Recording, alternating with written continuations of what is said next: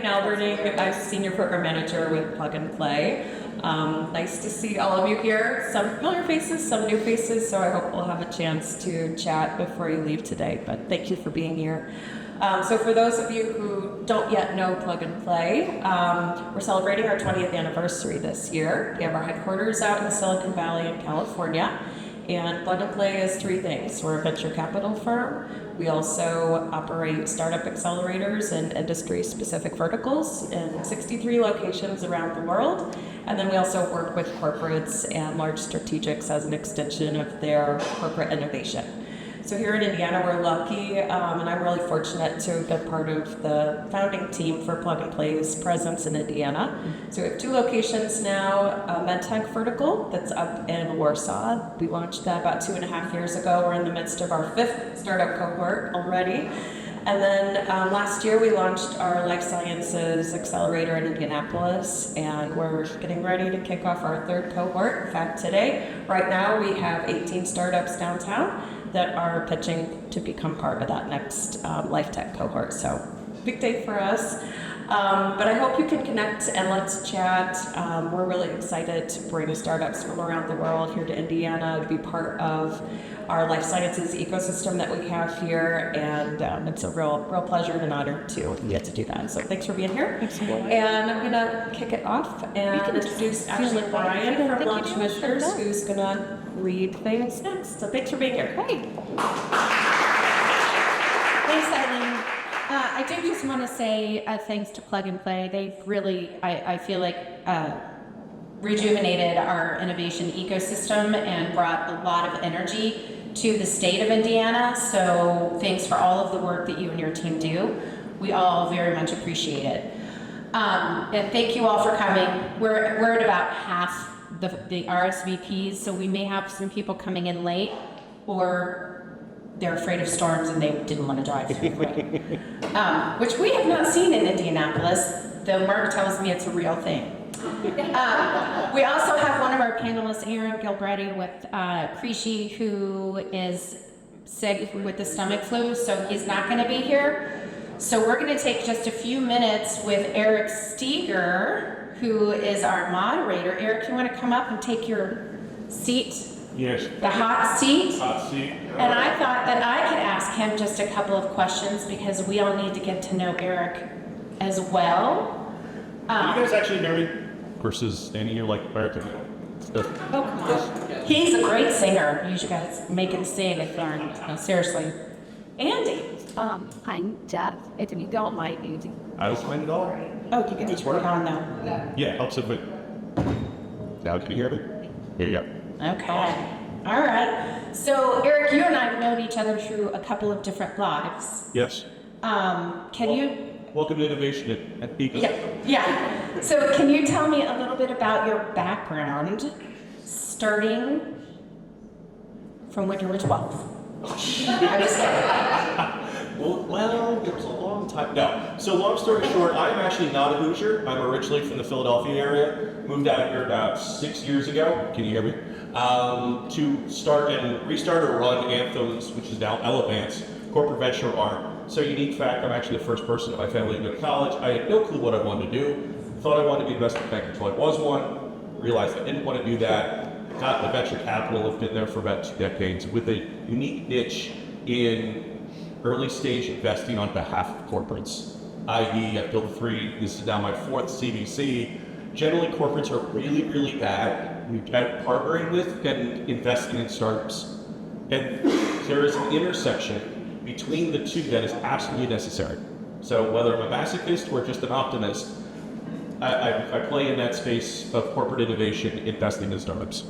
So in my former life, I worked at, I ran an accelerator program for a CVC, and I have to say that I think that intersection is one of the most important aspects of trying to launch any business, and trying to get that first customer, the pilot, or the partner can be one of the trickiest parts of starting a business. So I'm just enthralled with the work that you've done. Thank you. Tell us a little bit. Eric is now at Elanco, which ties this whole thing together. So can you tell us a little bit about what you guys are doing down there and what your specific role is? Yeah, happy to. It's an exciting time at Elanco. I've been there about a year and a half. So I came in as just a regular transaction corporate development individual. Wow, wasn't it? Exclamation point. Go ahead. He's the best BT guy they've ever had. I wouldn't go that far. But the reality is I started in a basic transactional role, and again, much like entrepreneurship, you find pivot areas. And about 2 years ago, we founded or had the desire to start an innovation district in partnership with Purdue. We were the leader in that area. We were the first headquarters building in 70 acres of barren land just west of the stadium. So how do we fill that land? How do we partner with startups? How do you build an innovation district? So part of that story, we partnered with Alloy, which is a venture studio, for those that don't know. Very much I come up with the idea, try to spin out ideas.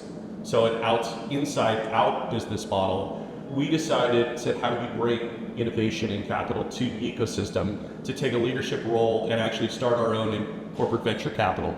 Just so happened I was there, I'm like, I can help, I can do this.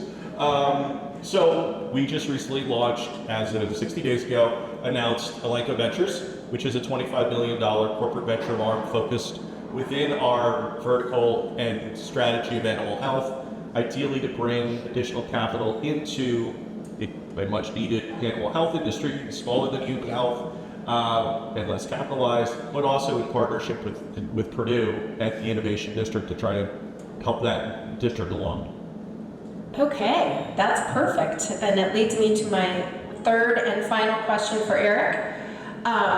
Can you tell us a little bit about this One Health strategy and your perspective on it, where it's going to go, what is the vision, and how do we all engage with this? Great question. It's almost like I had the questions ahead of time to lead.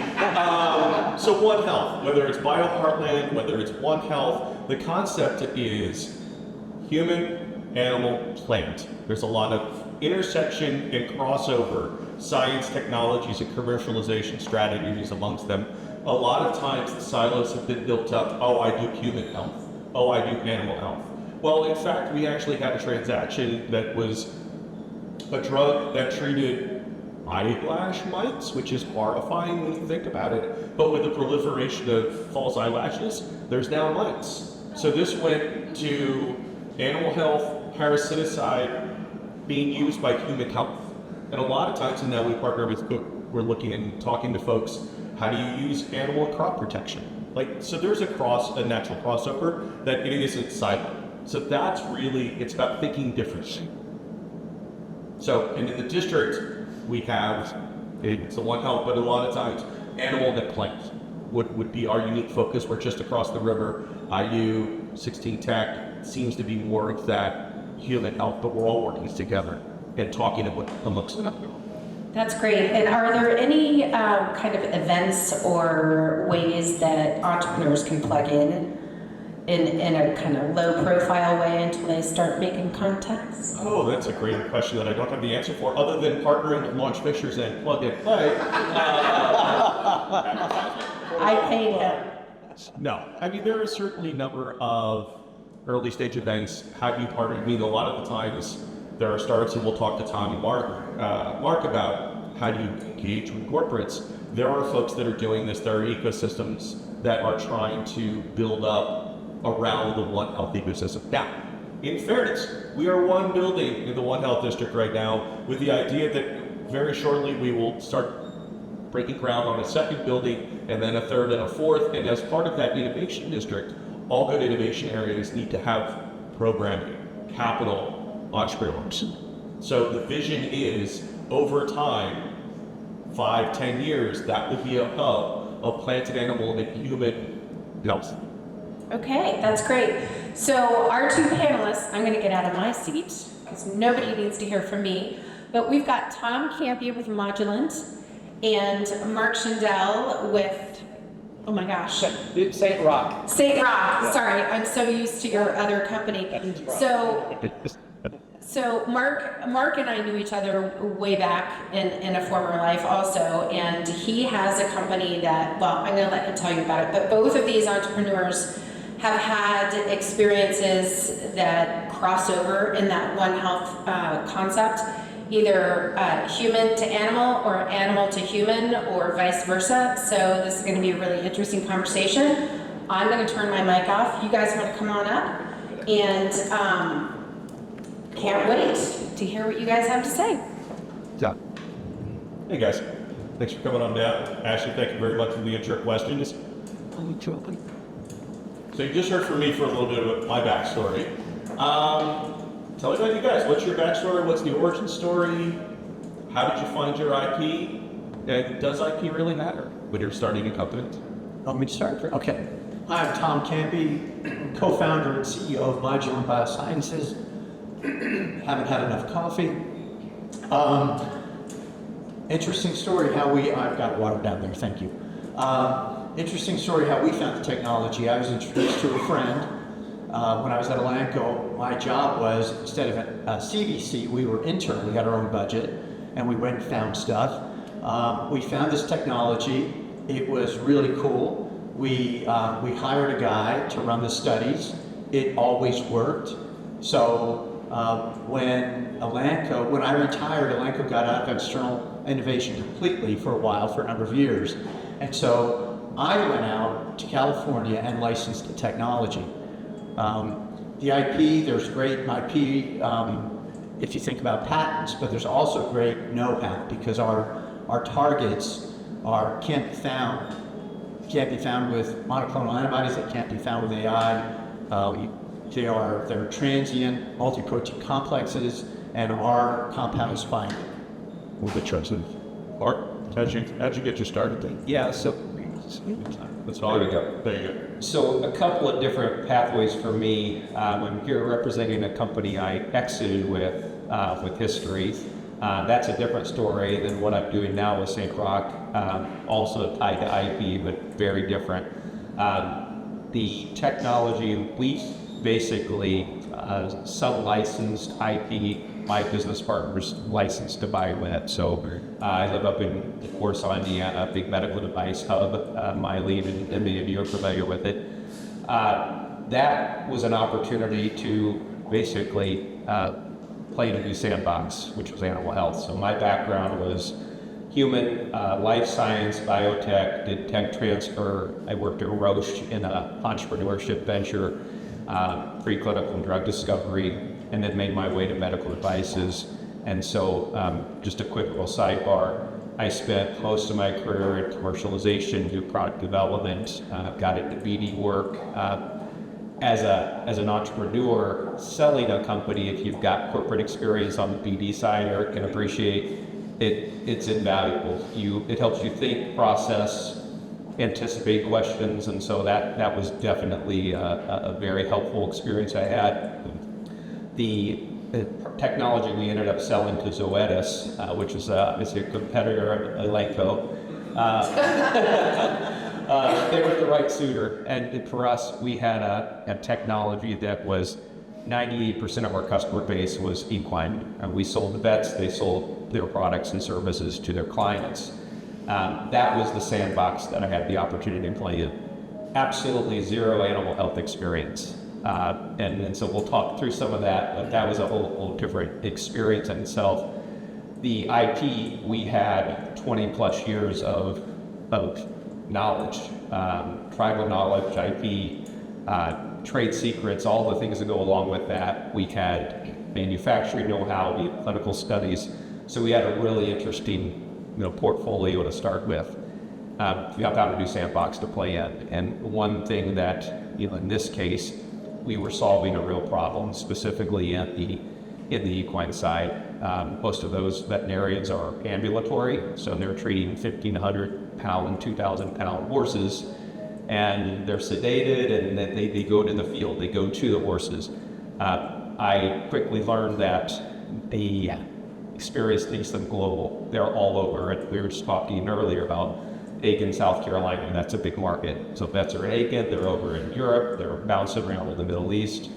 So for us, we had a product that they could draw blood. Ours was autologous protein, basically autologous blood devices. So you could either use blood or fat, you concentrate cells, growth factors, anti-inflammatory proteins, and you use those natural healing mechanisms to treat osteoarthritis, for interarticular joint injection, or tendon ligament injuries. So the IP, which my partner's licensed to Biomet, here's a story, I'll get to it. We pulled that back and again sub-licensed that into the joint business, and we can talk more about that experience. What I'm doing now, I have partners. It's a oral health product, or at least that's the pathway for fastest to market. There are a lot of things you could patent, and in this case, my partners patented industrial applications, they patented human applications, they patented animal health applications. Could be used in oral, eye, wound, a whole host of things. Lots of effort going to patent, and nothing really to show for it yet. And so, which is a common issue. That's right. That's right. So I've been pulled in to help try to bring this product to market, expedite the pathway.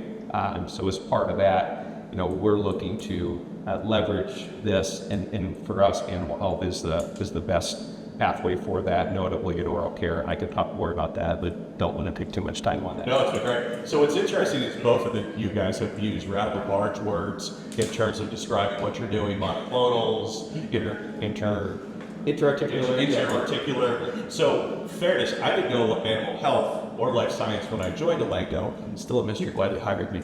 But I said, I don't know animal health, I don't know life science, but I do know venture. And they said, that's okay, we don't know venture. So it worked out together. But where I was going with this is, I actually talk to entrepreneurs, and to the horror of the scientists in the room, I say, put the science to the side. You hear about the science. Walk me through what pain are you solving, what's the urgency of that pain point.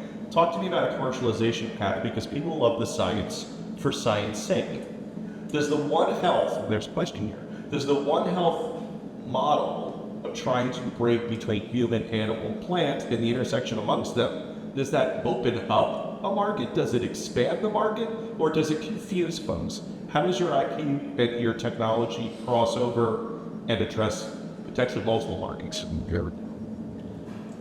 It's a really interesting question. Yes. And we'll leave it at that. We're good. For us, the studies we're conducting are going to inform the INDs into human health. Which is an INT for those not entirely familiar with the science. Right. So it's the work you have to do to get permission to put a drug into a human being. That's IND enabling. So studies that help get there. We're actually doing work in animals, proving the technology actually works, not in vitro, not in a test tube, but actually in cats right now.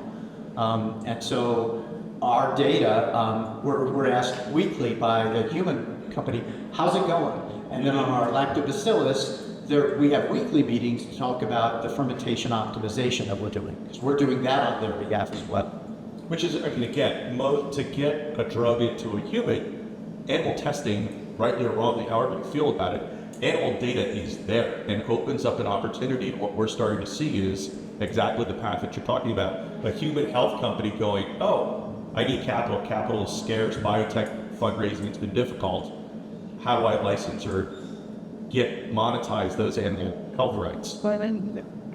So my perspective on that, the technology we sold as Zoetis, that was all the clinical work that they were looking to do for the human side.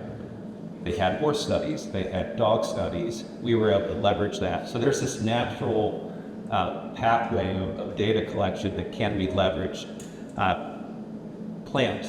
I looked at a lot of technologies where plants can be used as medical devices. So there's that pathway too. So it is a natural, I would say, thought. It just, people need to look at it from that perspective, not have your blinders. We're human. They are different, regulatory and other reasons, but think through it. Where can you leverage? That's how I had this opportunity. Again, I didn't come from animal health, but then the light bulb went off. There's real opportunities. Horses, dogs, they have joint issues. They have tendon ligament injury issues. So there was some real good that can be done. Margins are a different story. And all of this is entrepreneurs, right? You've got to find a financial viable business pathway to do this. You know, obviously the good of the product is very important, but there's got to be a business opportunity. But the margins are very different in animal health. And so if you can get behind that and understand that, there's still a business and opportunity there. It's just very different. And to build off of Mark's point, when we say that margins are different in animal health, the root of that is candidly about the definition of a blockbuster drug. When you think about human health, it's Keytruda, it's multiple billions. It's $1 billion is the benchmark for a blockbuster. In animal health, it's a tenth of that. 100 million in sales in animal health is a blockbuster. Fair way to I was like, I'm off track. No, I disagree. It's higher. So you're dealing with a much smaller base. So the margins are important, but what we can certainly tell the entrepreneurs in the room or the scientists in the room is the natural tendency of biases is to route silo. Think beyond the silo. The One Health in general is thinking beyond the silo and trying to expand and open your markets. So as we pivot, tell me about your fundraising story, because I always like to say as an investor, don't raise capital unless you absolutely have to. We're worse than loan sharks in a lot of ways, in the fact that the loan shark has a 50% target rate. I as the VC, am looking for 10x my money. So wait as long as possible, and both of you have taken slightly different journeys than I'm going to go raise lots of capital and have a massive launch party that is popular in Silicon Valley. No offense to plug and play. Other shit. Tell me about your story. I'm sorry, 1 second. We've got a technical. I don't know if you guys. Yeah, I know. Oh, we've been hearing that the whole time. It died right before this event, so we're gonna unplug it real quick, so it stopped right to you guys breathe. Sorry, Jeff. What is it? I thought it was their theme song. Right behind us. I thought I was just losing it because I'm like, music, I'm looking around. So all you guys are up here just dealing with it. Nobody was saying. I heard it. We all heard it. Okay. TV professionals. Improv. TV timeout. You guys can go back and get the bagels that have the wrappers on them. Let me get behind you. You guys watching all the time. No one record this, because if I fall, I don't want this line in your ears. Let's see. They all. We love it. Yeah, I heard that last. Yeah. I like there's like What's that? But yet I didn't miss your waving. So I'm like, hold on, wait. You're on track. What is Ashley, how what time is it? I don't see that. I'll be back in. It's what do they do? This out, Joe. We need to be in here the research that is RNG. That's second one. She's the chair. This is the 15 Mango. second. Okay. It's the You just did. You go straight. No. It's easy. So You're in front. I mean, Gallery. what is that? Well, that's not the one I wanted to unplug. yeah. I'm going to. That's what I did. Slow down. I'm weak to you. I don't want me to kiss the man left. Crazy like name. No, that can't. Hang on. Or we can just ignore it and go back to the conversation. Yeah, we can just ignore. We're fine. I mean, is it bothering people out there? If it's not bothering you guys, it's not bothering us. We've been dealing with it for the last 20 minutes. Absolutely. Yeah, cool. Show must go on. Oh, I don't want to fall off the chair. Yeah. Liability issue, the lawyer's small, and that all Yeah. these things. Okay, where we're with fundraising journey, fees, raising capital is difficult but not always necessary. Those in the back. Okay. Leanne. Hey, Leanne, sit down. Come on back, Kevin. It's gonna roll like that. Never mind, you can stay back. Fix this last. Sure. Well, like while Dave's praying, I'll answer the question. So Just ignore the man on the ladder. We need to put a curtain up here. We benefited from a $5 million investment that somebody else made. I made. On behalf of Elanco, we spent $5 million on the technology, proving it. Like I said earlier, it never didn't work. So there's $5 million worth of studies already behind it. And so when it became available, the reason we're self-funded is, well, I saw the evidence that it worked. Yeah. So it was like, it would be stupid not to go out and grab that technology, and we got it for a song. Which is so because it's a sunk cost from the corporation. Right, So right. you actually funded it a different way, rather. I mean, there was when you say $5 billion, that was corporate dollars that were spent on a study. On studies, yes. And strategics or corporations in general do this often. We reprioritize. Correct. We move things around. The flavor of the month is no longer the flavor of the month, and it gets shelved. So you took advantage of a dormant asset. Yep, and then we put in $2 million and have another $2 to continue. So leveraging other people's money Yep. rather than that is $5. No.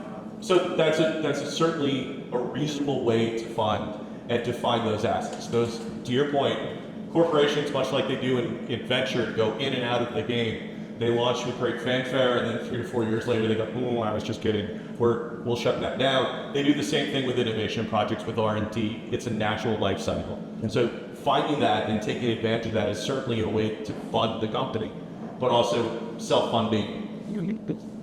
Mark, how did you guys raise capital? Did you raise capital, or? Yeah, for ours, similarly, we had a lot of things ready to go because of that prior history with Biotech. We would spend money on the clinical work. So we had, $8.5 in studies available to us. Ours was different. Obviously, entrepreneurship comes in different forms. We sub-license, we sub-licensed with already know-how of manufacturing, things in place, as I shared. So our funding needs weren't as critical.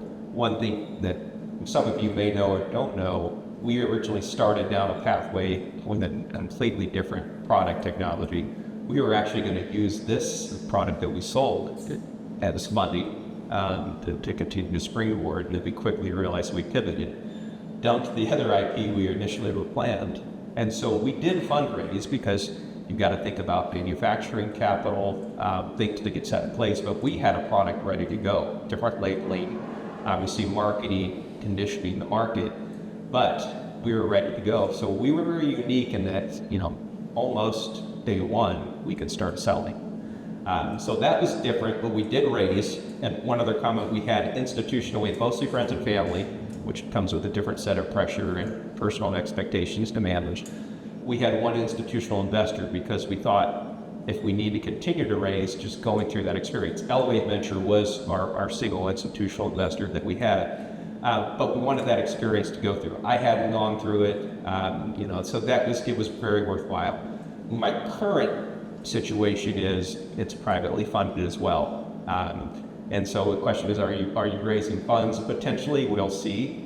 If we need it, it depends. But I think there's also a price is right. If the price is right, but it's going to impact the cap table, and so you've got to understand the investors. And if you go to venture money, it comes with a whole different level of expectations. So thinking about your journey again, we talked about how you started, your origin story, how it actually works, you've raised capital. Here's an opportunity for you to give a shout, because no entrepreneur does this alone. And actually touched on how do you actually pull through the value of a corporation or strategic partner could actually be very influential for a startup's journey. Do you have a key partner? How did you find them? What's been that partnership journey that has enabled you to scale? Looking forward to talking further, Eric. I look forward to it as well. Same. Yes. Actually, when I went out and created Modulant, the first person I grabbed was the person who knew the science. And then over 25 plus years, you build a network of people and you bounce ideas off. Hey, I'm thinking of this. And from Asteroid Teller, the guy who's doing the Google moonshot stuff, he says, you go talk to 20 people. And if 19 say you're crazy, but one says, hey, that's pretty cool, it's probably pretty cool. And that's what I did. Yeah, it's the same thing. Yep. Yeah. And so, I'm thinking of doing this. What do you think? Are you out of your mind? But I had one person say, this could be cool. I would say that's the goal, right? To find a strategic partner with most businesses. I think everybody in here can say, if we could do that, sure, it would help. You also have to put yourself in the position of the strategic companies. They see thousands and thousands of technologies come across their door, and they've got priorities, and you got to understand the business units and their priorities, and so if you can appreciate that, it helps set and manage expectations. But absolutely, and at what level? The reality is corporates, they want de-risk technologies. They want plug and play. Great, by the way, I always love plug and play's name. But that's what they want. Certainly there's appetite, depending on the technology, I'll call them science projects. But the sooner they get to revenue, the sooner that's going to make a hit. What we sold, we built up 6.5 years of a hockey stick trajectory. We had customer growth, we had customer retention. In a big, mighty hand of a corporate company, they can take it to another level. That was, not everybody gets that situation. What I'm in now is we're pre-commercial. We don't have a lot of core science. I know what people are going to ask or what they want. It's, do you see enough interest in this that you want to come alongside and partner it at whatever level? So, joint ventures are hand-holding. Hopefully you crawl, walk, run with that, but they can take all forms. But I do think a corporate partner, the right corporate partner, is essential. So I know for the entrepreneurs in the room, I did want to call out 2 key points. One, Tom said, it's a lot of work. Don't get frustrated, because it's really, whether you're fundraising, whether you're trying to raise capital, it's a lot of no's before you get to a yes. And I think for Mark, to your point, you're underplaying a little bit. It's not so much a corporate, you're actually live, if I understand correctly, in a couple of bets. So you found an early stage partner. So a lot of the entrepreneurs go, how do I meet Ashley at Carrot, or how do I run into myself at Elanco, and how do I get your attention? You don't necessarily need to go to a big company first. Find network, friends and family, small businesses. They're distracted, they're hard to get their attention, but if you can solve a problem, which goes back to your point, knowing who that audience may be, and you can solve a problem for them, a small business may be a great playground to get your solution into. Eric, for us, it was actually the people that took the biggest risk is Biscuit Factory Animal Rescue out of Greenfield area. I don't know if you know them, but it's run by a nurse. Yeah. I showed her the safety data for our cat FIP product, and it was free. She was willing to take a risk. We treated 8 of her cats, and they all got better. So yeah, and then we do have a research agreement with NutriQuest, who's 2 people from NutriQuest are here. For pigs, we've got a research agreement there. So those are the 2 places where we're actually coming. So it's networking and thinking differently. Well, welcome to entrepreneurship. So I want to wrap up with a couple closing thoughts and 3 individual questions here. First one, the old Miley Cyrus song, My Younger Self. What advice would you give to yourself as a young entrepreneur up and coming? Because again, the reason why entrepreneurs and fundraisers come to these events is tell me about Dad. What advice do you have? Not that we're all dads, we're both, but here we are. What advice? If I knew then what I know now, I would have jumped sooner. I would have started this path. In fact, I actually did when we brought this into Elanco back in 2012-ish, maybe, 13. I said, can I do it? So I even asked, could I just take it out and do it? And I wish I had found a way to do that, because it would have been a fun journey. So never be afraid to make the jump. Right. Start sooner. Mark, advice to your younger self. For me, I followed a corporate experience, leveraged those amazing experiences. I did a lot of international work, so those things helped. I would stay the course. What I will say though is just be willing to try new things and dig in. For me, one thing I was going to add on the prior question, I didn't know anything about horses, right? A little bit. I grew up in near Louisville, between Louisville and Indianapolis, so horse racing. I quickly learned that's not the bread and butter for our technology. Leanne, you can appreciate this. And we thought, dogs. We'll put them in dogs too. Different channels, different sales consideration. It's completely different markets, and it's by learning. one of the first things I did, there was the group in Columbia City, and they were long customers of ours. I shadowed him at the biggest equine physician meeting. It was in Utah that year. I said, just show me the ropes. Tell me who's who and who does what. And you just jump in, and then you start networking with key associations and organizations. So you build those experiences too. So I would say just jump in and be willing to try and learn different things. Just all in. Yeah, makes sense. So there's many different ways you can evaluate scaling, showing that you're actually growing a business. Capital being raised in certain markets is certainly one of them. Sales is another. Is there a key metric that you watch that isn't just, top line revenue growth? What's your key metric to know that you're scaling? Or is it revenue? Well, no, it's Susan. I ran out of medicine. So Susan, the BFAR, okay, it's Susan calling me, do you have drug yet? Do you have drug yet? Do you have drug yet? Every month she calls me, do you have drug yet? And the answer will be in 2 weeks, yes. But that tells me that there's the need out there. So applied customer demand. Yeah. And I would say obviously revenue is a key, but the customer retention and how well you mine that customer internally, vertical, horizontally, so we had to keep track of new vets come and go out of practices, and so be mindful. Someone new comes in, are they trained, or are they just left trying to figure out? So I think have to be proactive in making sure you're intimate with your customer too. So certainly customer retention or maybe fill rate, it's desired or a leading indicator.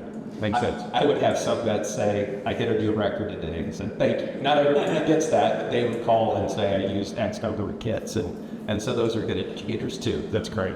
Wrap it up with a commercial here for One Health. What does it mean? Ashley asked me what it means to be.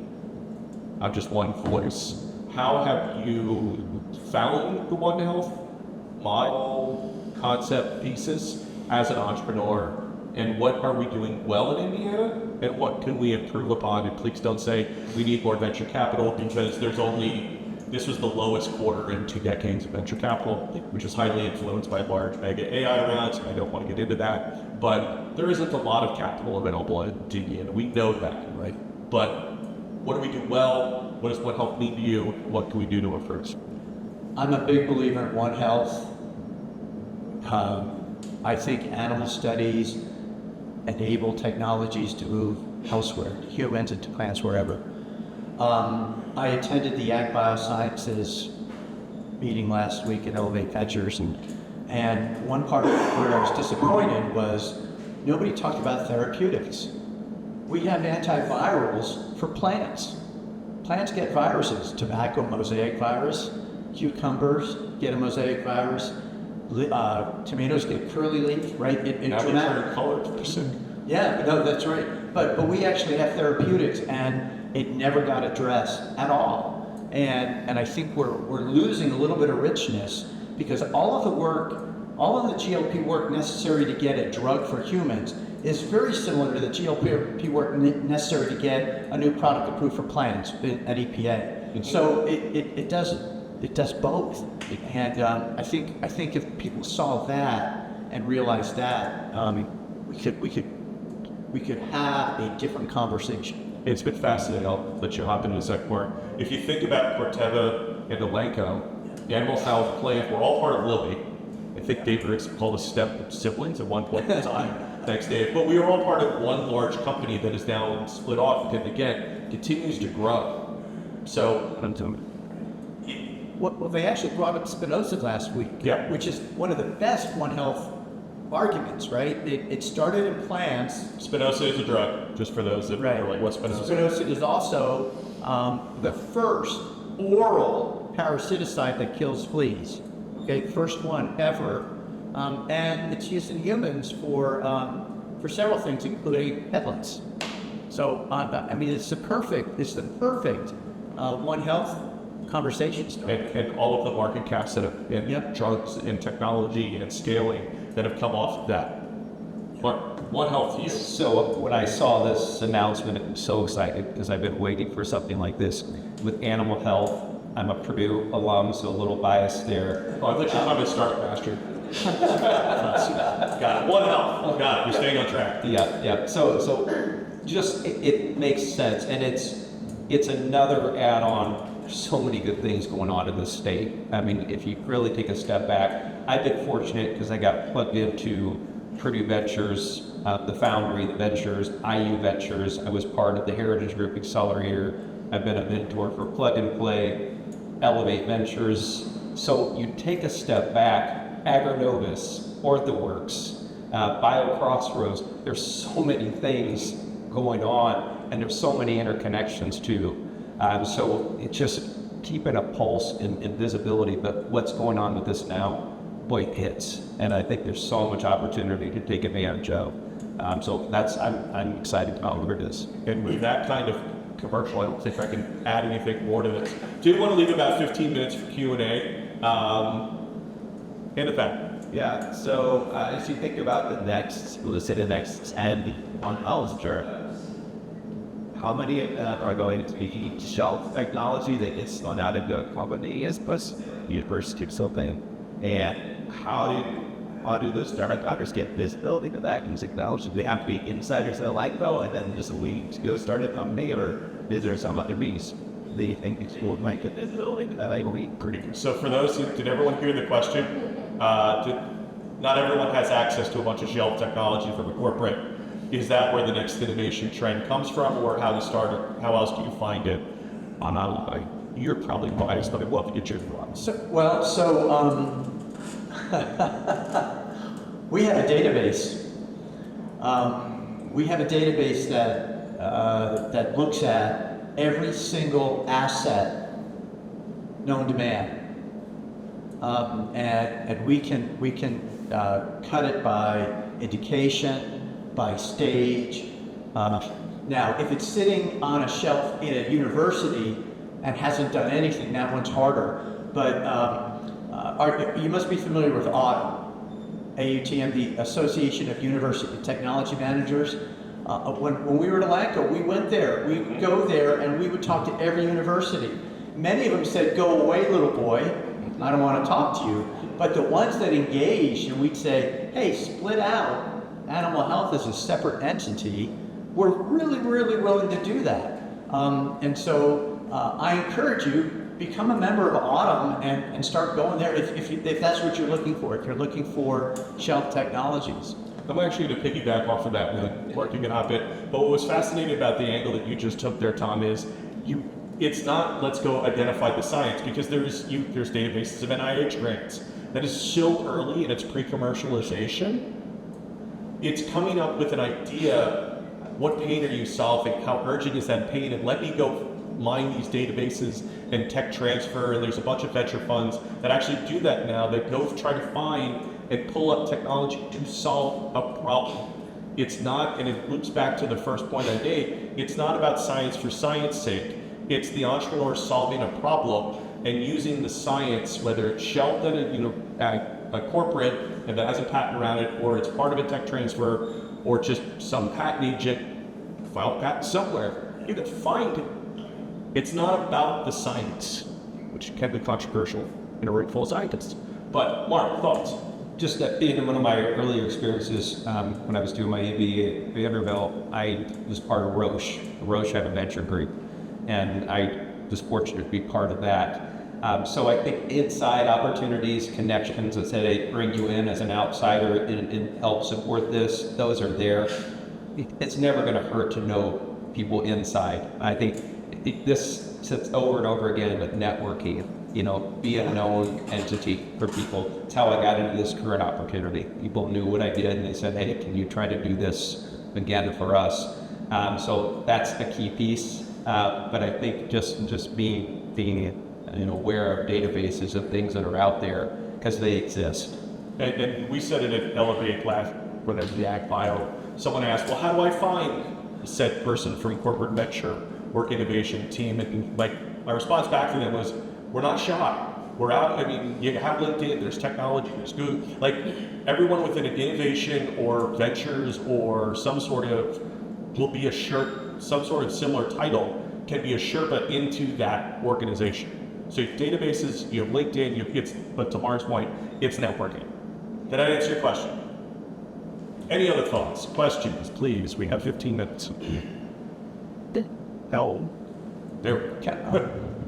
So, I work at Elanco company that's got technology IP that's potentially applicable or that human health, playing great. And I'm curious, you all can experience social work on those sorts of conversations of kind of breaking inside the lady because I've been in the industry for a long time and talking here about technology and that could be a difficult conversation sometimes, like for stuff, but this how it demonstrated the capability we go. So we did. And that's a doubt lots of any experiences or tips that'll come down. Can you repeat the question and that answer? I think just understanding, if I can summarize, you've got an animal health business now, but exploring opportunities in the human and plant and other applications and how to consider that. What I will say, focus. And I've been part of so many experiences with people say, can be there, here, there, and then nothing gets done. That's the key. So knowing the pathway to revenue, that's at the end of the day, that's going to be a pretty key piece and a metric for further funding. Human is expensive, right? And claims and all those factor in that. So that's just a reality. So whatever you're going to do on the human, just know it's going to be typically a long, drawn-out process. And in plant, regulatory is going to play a key piece. In animal health, and as you're aware, if you have food-sourced animals, there's USDA regulations. You've got obviously drug pathways if it's a therapeutic.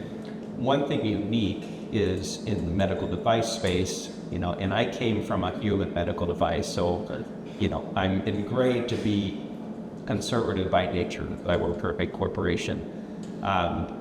That helped when it came time to selling to a strategic, because strategics have a target on their back. They're big, they're known, and they've got to just be risk averse as much as they can.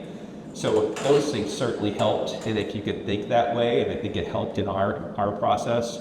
But for us, focus was key.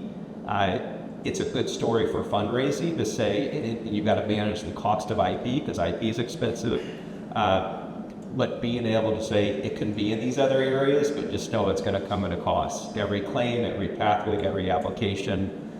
So if you can demonstrate revenue and then build from that, and that's, I think, the pathway that I would suggest. That's a great point, Mark. And it's an interesting back and forth where we were going earlier. Hey, One Health, it's crossover. There's all these markets, and Mark's advice was focus. Because you can't do all things all. I mean, it's in technology fundraising. Be a platform, be a point solution, be everything to everybody, solve a problem. I mean, there is no easy answer, but I think his last point around there's avenues for scale that can show a different market, but if you try to be all things to all people, you won't be nothing to everyone. I like that. Yeah, I remember that. I think. Other questions? I'll make note of it. Thanks, man.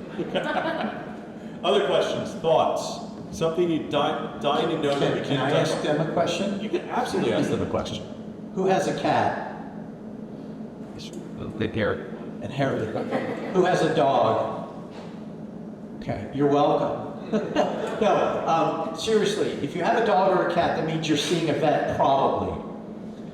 The vets you're seeing, have them contact me because we now have GMP drug available to treat the cats that have FIP. And FIP is a deadly coronavirus infection in cats. They will die if they don't get an antiviral. Our antiviral is 10 days, once a day oral. Okay, so again, free. We just need clinical cases to build a database for the FDA. So that's our plug. Appreciate that. Solid entrepreneur, always be selling, ABC. Well then, Mark, I gotta give you equal time here. What is your current, what do in Talk. Yeah, fair enough. So What St. Roch has is a product, Digigard oil gel, And so it is designed as a once-a-month topical application for oral health maintenance. No one likes to brush their dog's teeth, or cat's teeth for that matter. It's a pain. There are rinses, there are gels, there are chews. It's ongoing. The idea of this would be aligned with the cattle use flea tick medicine once a month, hardware medicine once a month. I'm very careful. It's not a medicine. It's not a drug. So we're positioning it very different. That's strategy.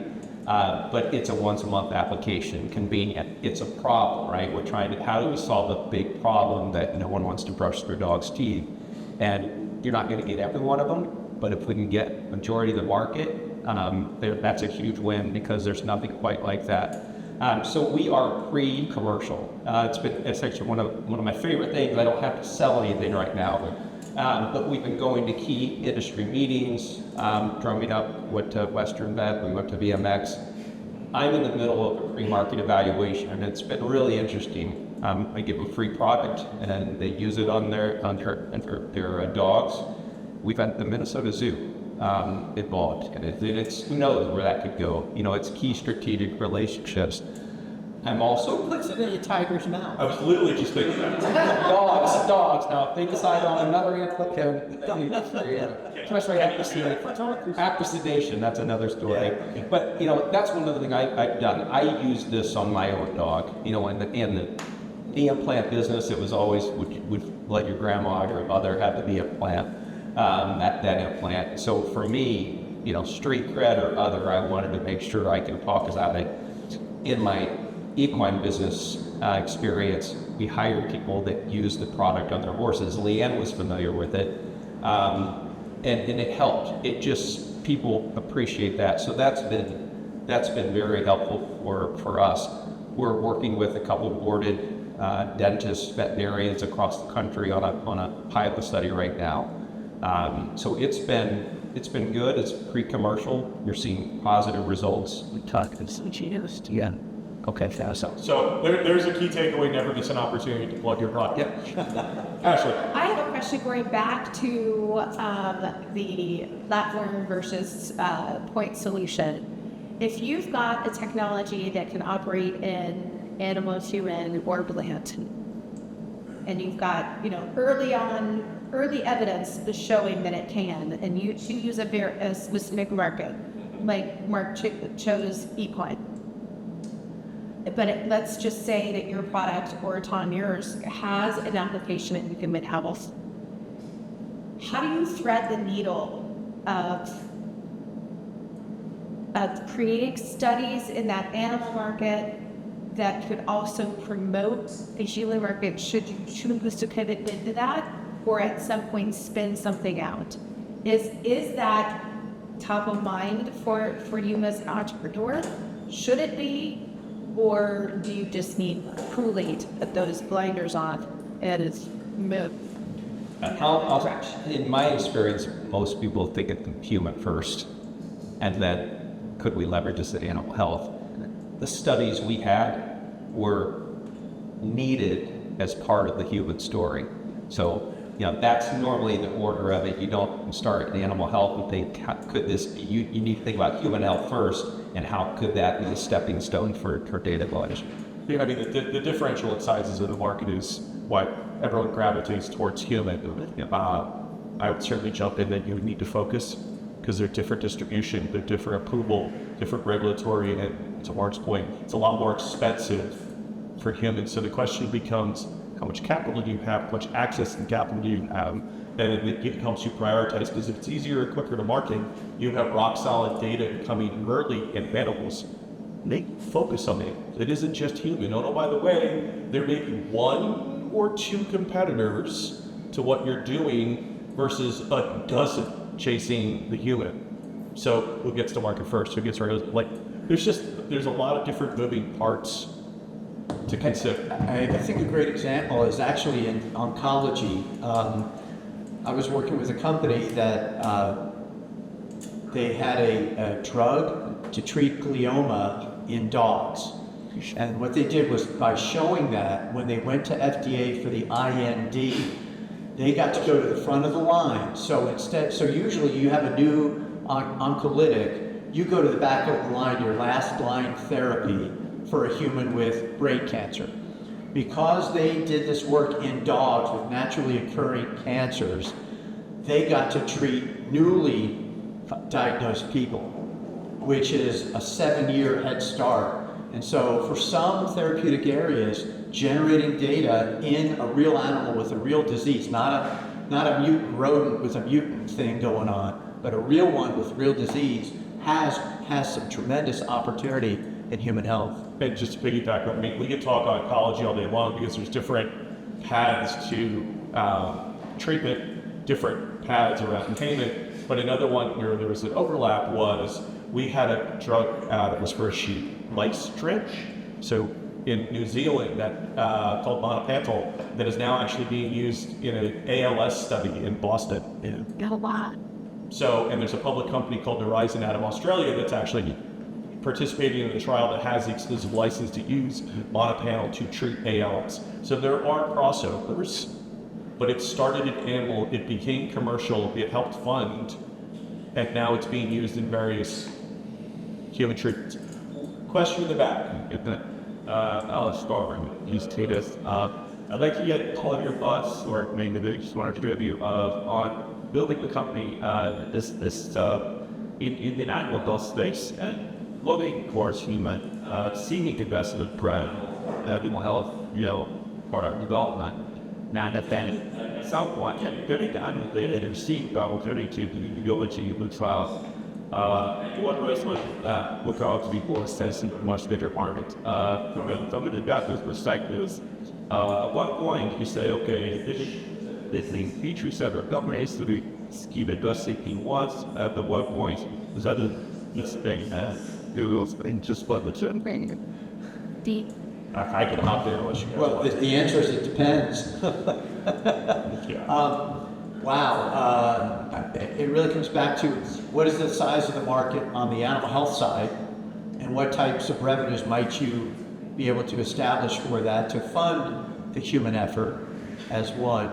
And then if you found a strategic that wanted to invest in the animal health, then they're going to be concerned about, to go human health, what are the crossovers, what are the concerns, adverse events in animals affecting the human development, all of the things that really don't happen, but people are afraid of. Yeah, and I would piggyback off of the depends. It also depends on the ownership you're talking about. Yeah. If you've raised capital to help fund the animal health trials, and you're commercializing, and you've told your investors a story, and they've given you capital to go run that story, they may not be fully excited about jumping into human, irrespective of the market size, because of the cost of the clinical trials and the distractions. And if you're self-funded and part of it, it all depends on your ownership and what you've raised can answer that. Because I've seen family offices back multiple pathways. They're like, oh, I'm in cattle, but I can use this in human. And the family says, cool, I have billions, you go do what you want. That's a different argument that I've raised capital, and those capital providers have return expectations to their investors. Does that make sense? So a solidly it depends, but I would most likely segregate and separate and chase, if you have the ability, ownership and capital. Just a plug on that, you're going to need resources to effectively manage any business, right? And the nuances between human and animal health, sales channels, everything is so different. I'm a big believer in keeping them separate, be one or the other. Yeah. It's cleaner from a liability standpoint for a lot of reasons. So that would be my tendency. Think about just great Elanco, Pfizer and Zoetis. Eventually, they created separate entities, and they weren't going to be human and animal health companies. The equine technology was originally licensed to Biotech. Biotech eventually said, their investors, shareholders said, you're a human company, be a human company. And so that's how we were able to leverage that. So I always would say, keep them separate. That's my thought. Great question. Last thoughts. Hearing none. Ashley, thank you very much for the time.